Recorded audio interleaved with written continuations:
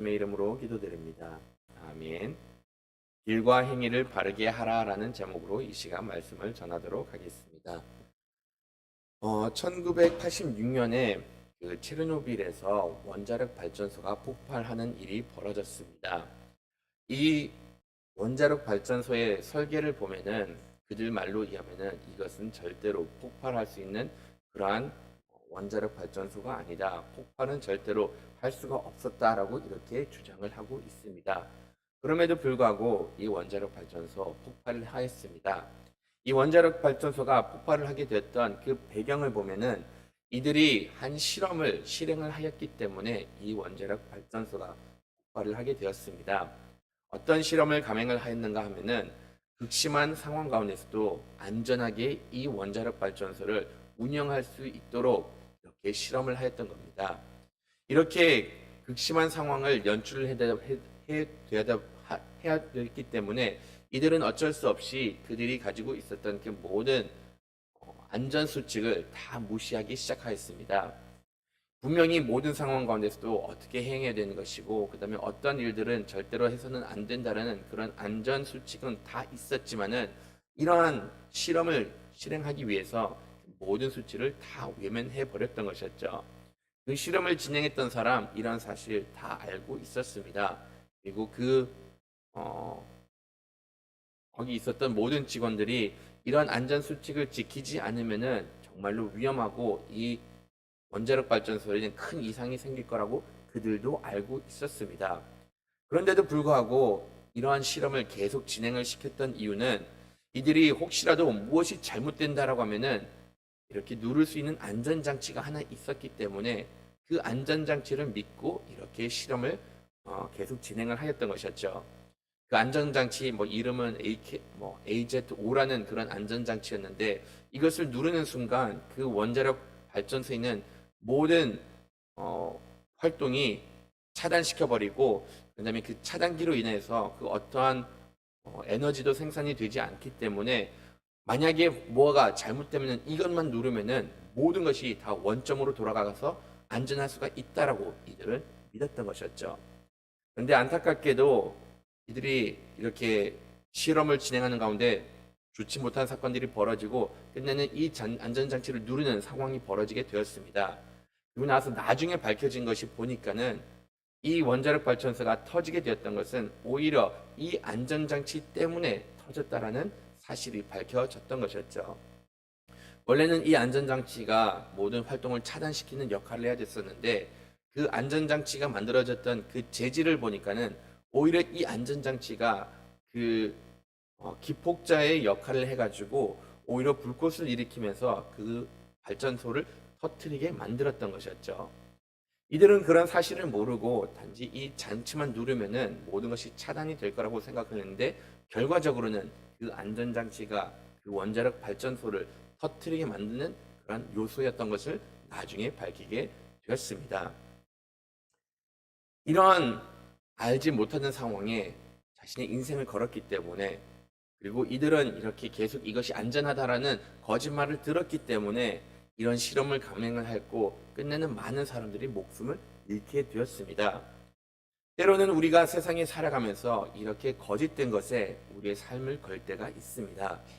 이것이 안전하다. 이 안전장치만 있으면 우리는 절대로 어떤 해를 당하지 않을 거라는 그러한 거짓을 계속 듣다 보니 거기에다 우리의 인생을 걸고 또한 그로 인해서 그 삶이 파멸에 치닫게 되는 것을 볼 수가 있습니다.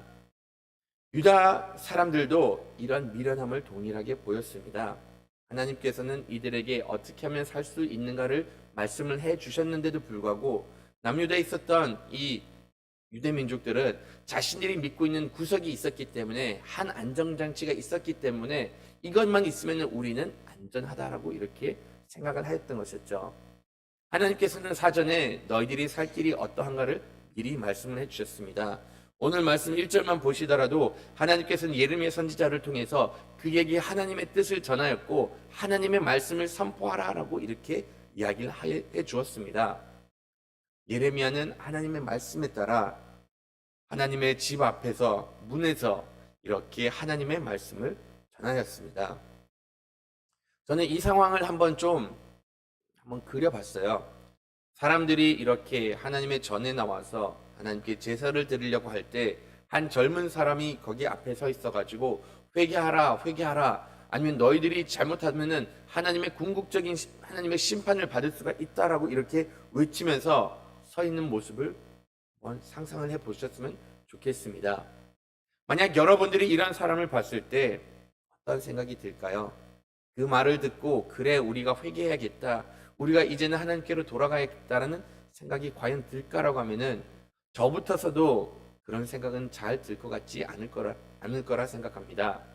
내가 지금 신앙생활을 잘하고 있는 것 같은데 내가 지금 여기 성전에 나와가지고 제사를 드리려고 나왔는데 왜 저런 말을 들어야 되냐라고 오히려 기분이 나쁠 수가 있다는 것이죠.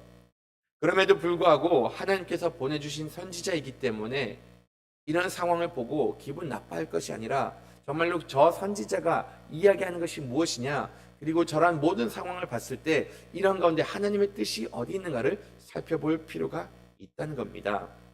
예레미야가 했던 행동, 솔직히 오늘날로 비교를 하자라고 하면은 그냥 강남역이나 명동 거기서 그냥 노란색 조끼를 입고 예수 천국 불신 지옥 이것을 외치는 사람과 그냥 비슷하다라고 이렇게 말을 할 수가 있습니다. 극단적으로 어떻게 보면 사람들이 모이는 곳에서 하나님께 회개를 촉구하고 있었는데 이를 보면서 많은 사람들 왜 저렇게 할까라고 생각을 하는 경우가 많습니다. 그렇게 하는 사람 다른 이유가 있지 않습니다. 말씀에도 나와 있듯이 하나님께서 보내셨기 때문에 하나님께서 그 사역을 하라라고 부르셨기 때문에 그 일을 마저 해야 한다는 것이죠. 물론 믿는 사람들조차도 이렇게 생각을 할 때가 있어요. 아니 저렇게 전도를 하면은 저런 곳에서 저렇게 예수 천국 불신 지옥이라고 이렇게 전하면은 그게 오히려 사람들 간에 그냥 혐오감을 조성을 해가지고 사람들이 교회를 오지 않을 거라고 이렇게 말하는 크리스천들도 정말로 많이 보았습니다. 물론 그들이 말하는 거 틀리진 않습니다. 주변에서 이렇게 노란색 조끼를 입고 다니는 예수 천국 불신 지옥이라고 이렇게 써놓고 다니는 사람을 보면은 사람들이 혐오감을 일으킬 수 있는 것 분명히 맞습니다. 하지만 반대로 그를 봄으로 인해서 한 영혼이라도 구원을 받을 수도 있다는 겁니다. 어차피 이 세상 사람들은, 어차피 믿지 않는 사람들은 크리스천이 무엇을 한다고 하더라도 거기에 대해서 혐오감을 느끼기 마련입니다. 그러면 거기에서 혐오감을 일으키는 것을 바라보는 것이 아니라 오히려 그 사역을 통해 가지고 어떻게 하면 한 영혼을 구할 수 있을까를 바라볼 필요가 있다는 것이죠.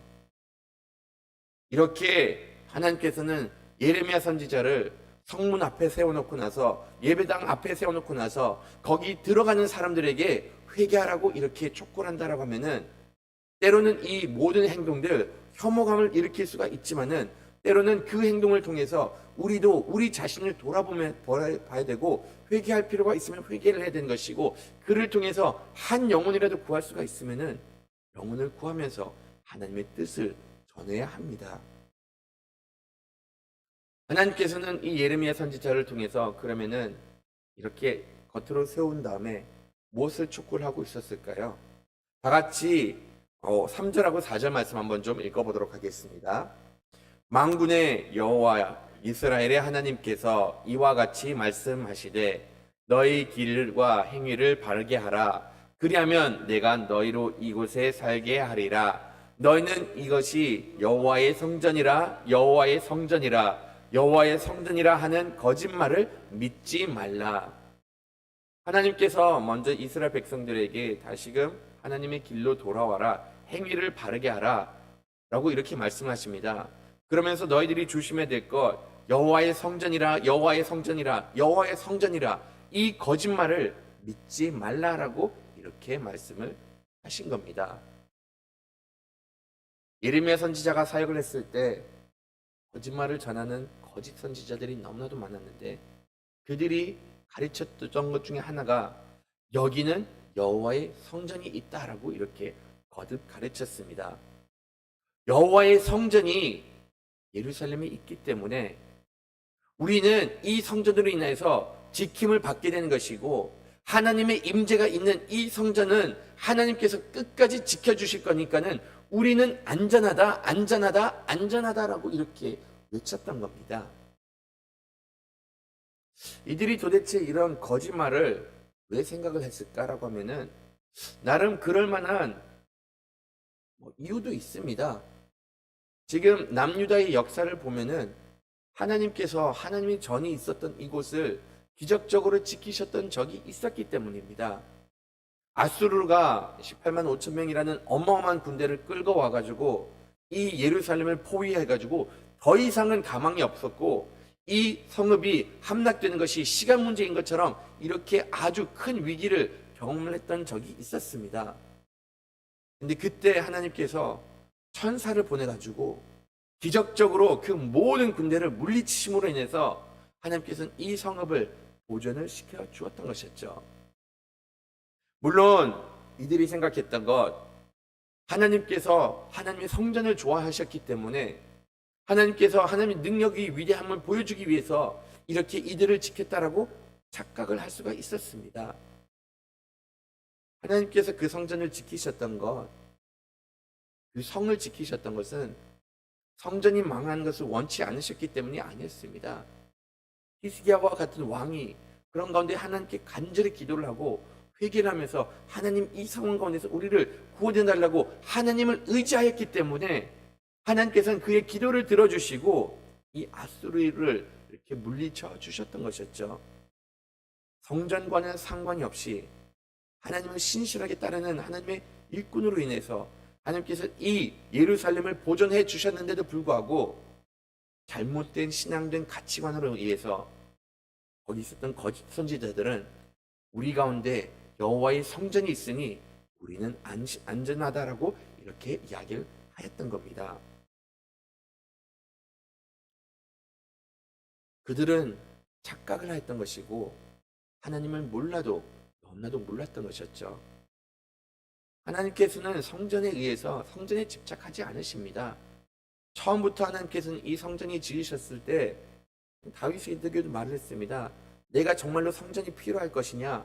내가 이 우주 만물을 지으신 하나님인데 내가 굳이 이러한 성전에 들어갈 필요가 있을 거냐라고 이렇게 말씀을 하셨던 분입니다. 성전에 집착하는 것이 아니라 오히려 하나님의 백성들과의 관계를 소중하게 여겼던 것이고 이들이 하나님을 어디서든지 바르게 섬기기를 원하고 계셨던 겁니다. 그럼에도 불구하고 이들은 하나님의 뜻도 모르고 단지 건물에만 이렇게 바라보면서 단지 자신들의 종교적인 행위와 의식에만 이렇게 치우쳐 있어가지고 자신들은 안전하다라고 이렇게 여겼던 겁니다. 우리도 이러한 부분은 마음에 새길 필요가 있습니다. 때로는 우리가 종교적인 의식에 의해서 내가 이렇게 외형적으로 모든 조건을 갖추고 있으니 내가 신앙생활을 잘하겠다라고 착각하는 경우가 있습니다.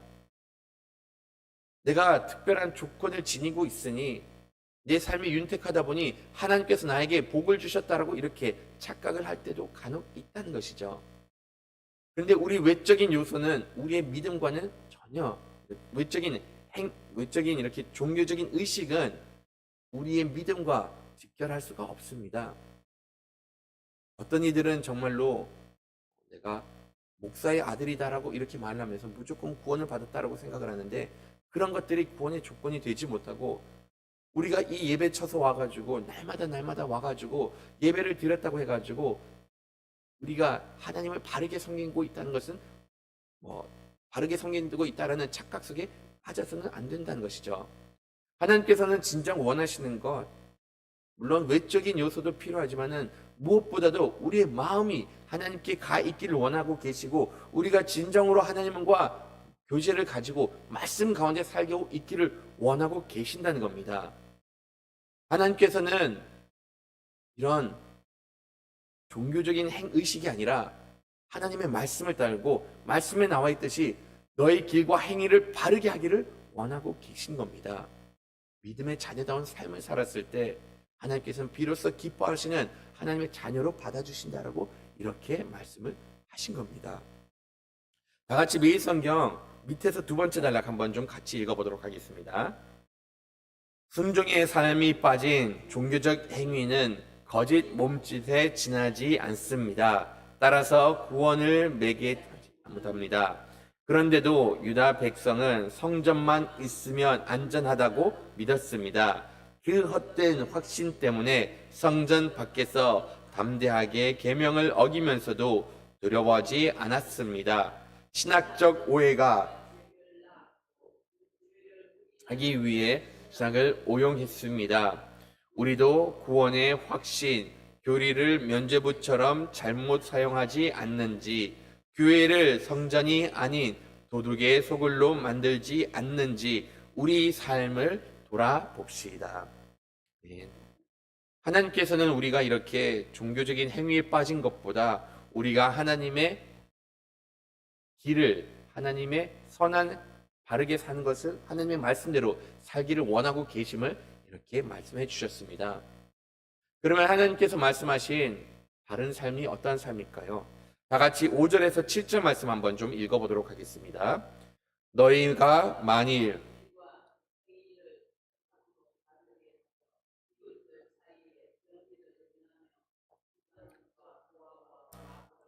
하지 아니하며 무죄한 자의 피를 이곳에서 흘리지 아니하면 다른 신들 뒤를 따라 화를 자초하지 아니하며 내가 너희를 이곳에 살게 하리니 곧 너희 조상에게 영원 묵은토록 준 땅이니라. 아멘. 하나님께서 어떻게 말씀해 주고 계시죠?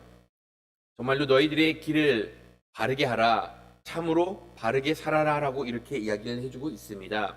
그런 가운데서 특별히 행해야 될 것을 이렇게 4가지 언급을 하는 것을 보게 되는데, 이웃 사이에 정의를 행하라 라고 이렇게 이야기를 하고 있습니다. 또한 이방인과 고아와 과부를 더 이상 압제하지 말라라고 이렇게 이야기를 해주고 있고, 무죄한 자의 피를 흘리지 말고, 그리고 마지막으로는 다른 신들을 뒤를 따르지 말라라고 이렇게 말씀을 해주십니다. 하나님께서 이스라엘 백성들에게, 남유다 백성들에게 이렇게 해야 될 것을, 또한 하지 말아야 될 것을 4가지, 행동사항을 4가지를 이렇게 말씀해주고 계시는데, 이 4가지를 보시면은 흥미로운 것은 4가지 중에서 3가지는 이웃들과의 관계에 관한 이렇게 가르침인 것을 보게 됩니다. 그리고 맨 마지막으로 하신 말씀이 다른 신을 섬기지 말라라고 이렇게 말씀하시면서 정작 하나님과의 관계는 이렇게 뒤로 빼놓은 것을 볼 수가 있습니다. 성경에서는 중요시 여기는 것을 먼저 보내는 경향이 있는데, 하나님께서 여기서 무엇을 소중히 여기고 있는가를, 또한 지금 이 남유다 사람들이 무엇을 잘못하고 있는가를 그 우선순위를 매긴다라고 하면은 너희들이 소중하게 여길 것, 이웃들과 화목을 이루는 것이고 정작 이웃들에게 정의를 실현하는 것이 너희들이 행해야 될 것임을 이렇게 분명히 이야기를 해주고 있습니다. 십계명도 그렇고 오늘 말씀도 그렇고 하나님과의 관계, 이것은 당연하게 이루어져야 되는 기본 조건입니다. 하지만 하나님을 믿는 사람이라고 이렇게 고백을 하는 순간 하나님과의 관계만은 신경 쓰는 것이 아니라 이웃 간의 관계도 분명히 신경을 써야 된다라고 이렇게 말씀을 하셨습니다. 우리가 이웃들에게 정의를 행하라, 정말로 사람들 간의 화목을 이루기 위해서 올바른 일을 행하라라고 이렇게 이야기를 하고 있습니다. 하나님의 자녀로서 어떻게 하면 내가 이웃과 화목을 이룰 수 있는가를 항상 살펴볼 필요가 있습니다. 나의 것을 먼저 챙기는 것이 아니라 이웃을 먼저 챙기는 하나님의 자녀가 되어야 합니다. 오늘날 나의 권리를 찾음으로 인해서 계속해서 이웃들과 분쟁을 일으키고 거기에 대한 심각성을 느끼지를 못하고 있는데 나 혼자서는 행복할 수가 없습니다. 우리가 공동체 안에 속해 있지 않고는 그 행복을 온전히 누릴 수가 없다는 것이죠. 그러면 내가 정말로 신경 써야 될 것, 어떻게 하면 내가 이웃과 화목을 이룰 수가 있는가를 거듭 신경을 써야 됩니다. 뉴스를 보면은 이웃 간의 불화에 대해서 정말로 많은 소식을 듣게 됩니다. 옆집 음악 소리가 너무 커서, 밑집 음악 소리가 너무 커서 거기에 대해서 협박을 하는 이웃들이 정말로 많습니다. 담배 냄새가 난다고 해가지고 그를 불쾌하게 여기면서 정말로 위협을 하는 그런 이웃들도 있습니다. 그 이후에 층간소음 모든 것들을 바라보면서 이 좁은 공간에 살면서 이웃과 계속 맞닥뜨리다 보니까는 자기가 불만을 느끼는 모든 것을 토로하면서 끝내는 계속 이웃들과 이렇게 불화를 일으키는 것을 볼 수가 있습니다. 물론 밑에서 담배 냄새 올라오면 정말로 그냥 괴롭습니다. 특히 담배 피지 않는 사람 집에 담배 냄새가 올라오면은 솔직히 좋다라고 말할 수 있는 것 하나도 없다는 것이죠. 그런데 다른 한편으로 생각하는 것, 내가 내 집에서 담배 피는 거, 이거 마땅히 해도 되는 일입니다. 그러면은 여기서 내가 내 권리를 찾을 것뿐만이 아니라 때로는 여기서 이런 부분을 힘들다라고 부탁을 할 수가 있지만은 그것으로 인해서 시비를 걸 만한 요소가 되지 않는다는 것이죠. 상대방에게 나를 배려해달라고 강요할 수 있는 것, 그런 권리는 우리들이 없습니다. 상대방으로부터 배려를 강요하는 것이 아니라 때로는 우리가 상대방을 배려할 필요도 있다는 것이죠. 하나님께서는 이렇게 이웃 간의 정의를 행하고 이웃 간의 화목을 이루라고 하는데 그냥 단순하게 화목을 이루는 것이 아니라 좀 적극적으로 이런 일들을 행하라고 이렇게 말씀을 해주고 계십니다. 이방인과 고아와 과부를 압제하지 말라라고 이렇게 이야기를 하고 있습니다.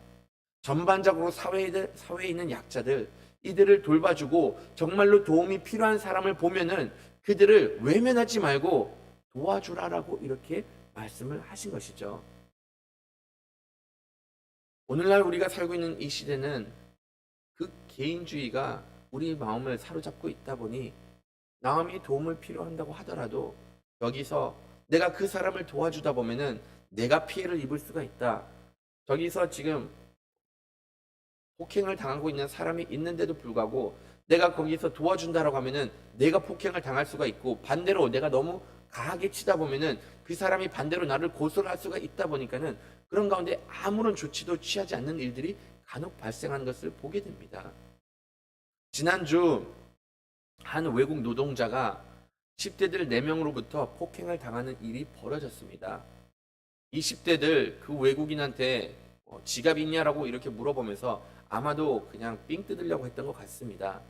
근데 이 외국인이 돈이 없다라고 이렇게 얘기를 하고 자기가 지갑이 없다라고 이렇게 말하고 한국말을 잘 못하는 것을 보다 보니까는 이들이 그들을 그 4명이 모여가지고 그 외국인을 폭행을 하기 시작했던 것이었죠.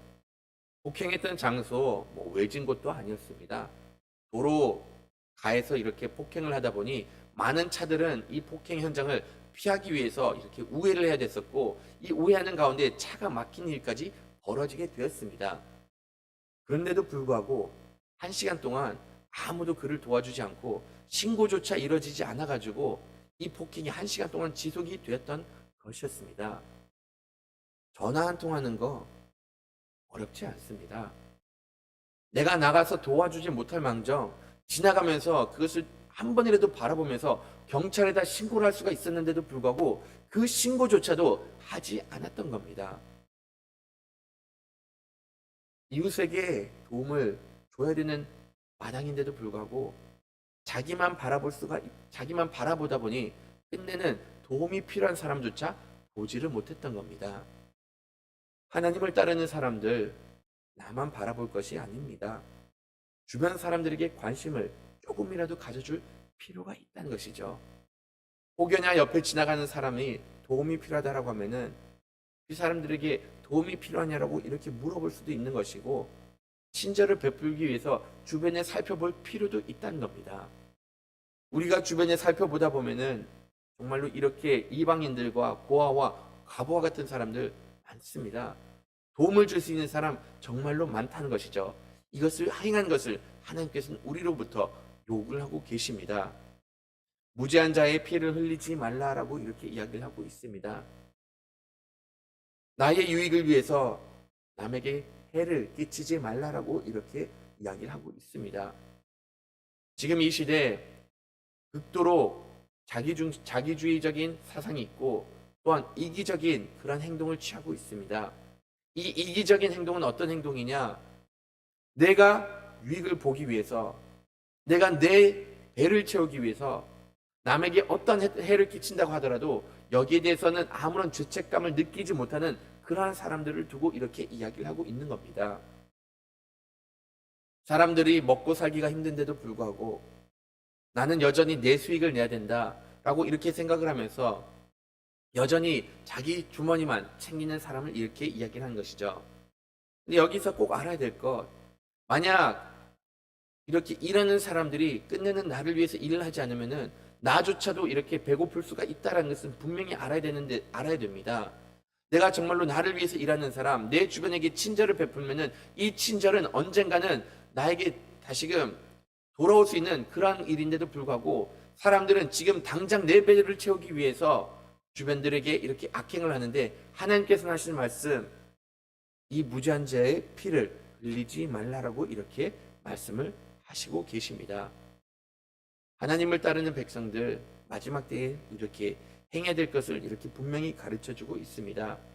하나님을 잘 섬기는 것, 이것은 지극히 당연한 일입니다. 다른 신들을 쫓지 않고 다른 우상을 두지 않는 것, 이것은 지극히 당연한 일이라는 것이죠. 다른 우상이라고 하는 것, 한때는 만모니즘이라고 이렇게 말했던 적도 있습니다. 만모니즘 틀리지 않습니다. 재물을 우상으로 두는 거 틀리지 않습니다. 하지만 이 시대에 보면은 가장 큰 우상은 만모니즘이라고 하기보다는 자기 자신이 우상된 상태를 보게 됩니다.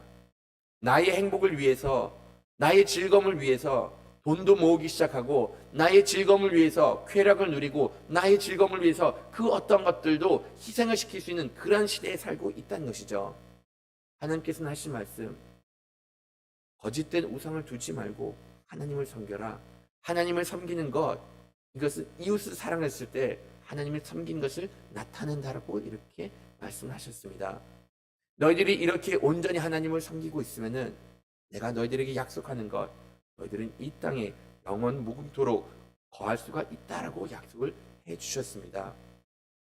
하나님의 자녀들, 이 시대를 살아가는 가운데 하나님께서 말씀하신 대로 하나님을 바르게 섬기고 이웃에게 이렇게 사랑을 베푸는으로 인해서 시대 사람들과는 다름을 이렇게 구분함을 나타내고, 무엇보다도 이것을 행함으로 인해서 내가 하나님을 바르게 믿고 있다는 것을 나의 삶 가운데서 나타내는 여러분들이 되기를 간절히 바라겠습니다.